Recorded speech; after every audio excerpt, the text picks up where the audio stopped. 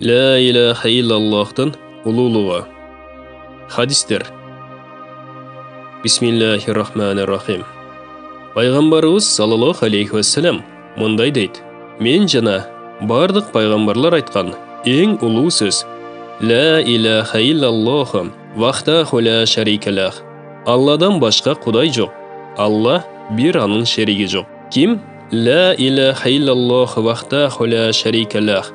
Лахул мүлк ва лахул хамду ва хуа алла кулли шайин қадир. Алладан башқа құдай жоқ. Алла бір, аның шерігі жоқ.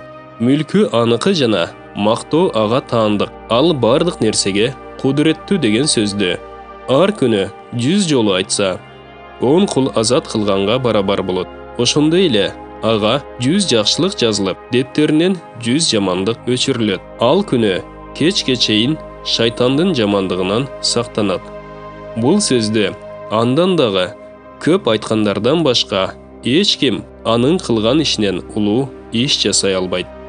Пайғамбарыбыз саллаллаху алейхи вассалам мындай деген: силердин бириңер даратын толық алып, анан ашхаду ан ла илаха иллаллах вахдаху ла шарика лаху ва ашхаду анна мухаммадан абдуху ва расулух. Алладан башқа құдай жоқ екендігіне, анын жалғыз жана шерігі жоқ екендігіне, жана Мухаммад саллаллаху алейхи вассалам анын құлы жана елчisi екендігіне көлік берем деп, күбөлік келмесін айтса, аға бейіштен 8 ешіге бірдей açылып, қалаған ешігінен кире алат. Ла илаха иллаллах дегендерге қабырда да, махшар күнінде де жалғыздық жана қайғы жоқ. Сурнай үйленгенде бұл адамдарының баштарынан топырақ чачылған авалда тұрып, мақтаулар бізден қайғыны олақтатқан Аллаға болсын, жаратқан егеуіз кечиримдүү жана шүгүр кылгандардын шүгүрүн кабыл алат дегендердин эмитен көргөндөй болуп турам.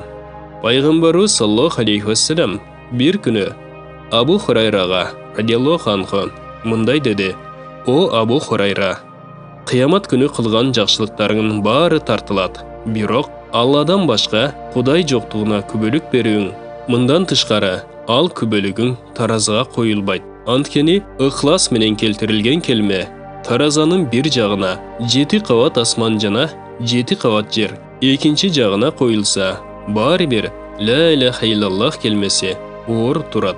Алдына жер бети толгон күнөө менен келсе да, Аллах Таала чын дилден ла илаха иллаллах деген адамдын бардык күнөөлөрүн кечирет. Пайгамбарыбыз саллаллаху алейхи вассалам Абу Хурайрага мындай дейт: о Абу Хурайра, жандалбастап жатқан адамға ла илаха иллаллахты айттыр.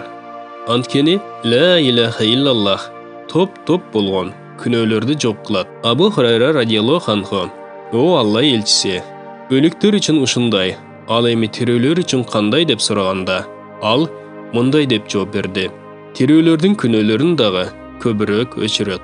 Чын дилден ла илаха иллаллах деген адам бейишке кирет. Жакшылыктын сыйлыгы жакшылык менен гана болот деген аяттын тафсиринде бул дүйнөдө жакшылык ла илаха иллаллах келмесе, акыретте бериле турган жакшылык бейиш деп айтылат. Бара бин Азиб пайгамбарыбыздын саллаллаху алейхи вассалам мындай деген хадисин риваят кылат: ким 10 жолу ла илаха иллаллах вахдаху ла шарика лах, лахул мүлк ва лахул хамду ва хуа алла кулли шайин қадир. Алладан башқа құдай жоқ, Алла жалғыз жана анын шерігі жоқ, мүлк жана мақтау Аллаға таандық, ал бардық нәрсеге құдіреттүү деп айтса, бір құл азат қылғанға тең сооп табат. Амр бин Шуайб атасынан, ал өзінің атасынан пайғамбарыбыздың саллаллаху алейхи вассалам төмөнкү хадисин риваят кылат: ким күнүгө ла илаха иллаллах вахдаху ла шарика лах, лахул мүлк ва лахул хамду ва хуа алла кулли шайин қадир. Алладан башқа құдай жоқ, Алла жалғыз жана анын шерігі жоқ, мүлк жана мақтау Аллаға таандық, ал бардық нәрсеге құдіреттүү деп айтса, андан мурда өткөн эч бир адам анын алдына өтө албагандай эле, андан кийин келген эч бир адам да ага жетише албайт. Анын бул ишинен дагы улуу бир иш жасаган адам гана мындан сырткары. Ким базарда ла илаха иллаллах вахдаху ла шарика лах, Лахул мүлк ва лахул хамды юхи ва юмит ва хуа аля кулли шайин қадир. Алладан башқа құдай жоқ. Алла жалғыз жана, анын шериги жоқ. Мүлк жана мақтау Аллаға таандык.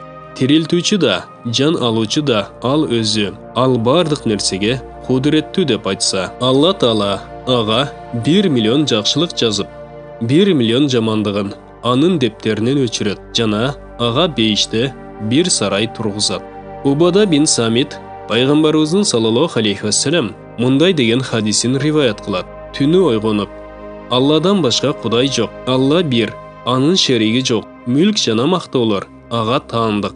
Ал бардык нерсеге кудуреттүү жана бардык кемчиликтерден таза. Мактоо ага гана таандык. Андан башка кудай жок. Ал бардык нерседен улуу. Күнөөдөн кайтуу жана ибадатка бурулуу Алланын күч кудурети менен гана болот деген келмени айткандан кийин, о жараткан Алла, мени кечире көр десе, күнөөлөрү кечирилет. Дуа кылса, дуалары кабыл болот. Даарат алып намаз окуса, намазы да кабыл болот.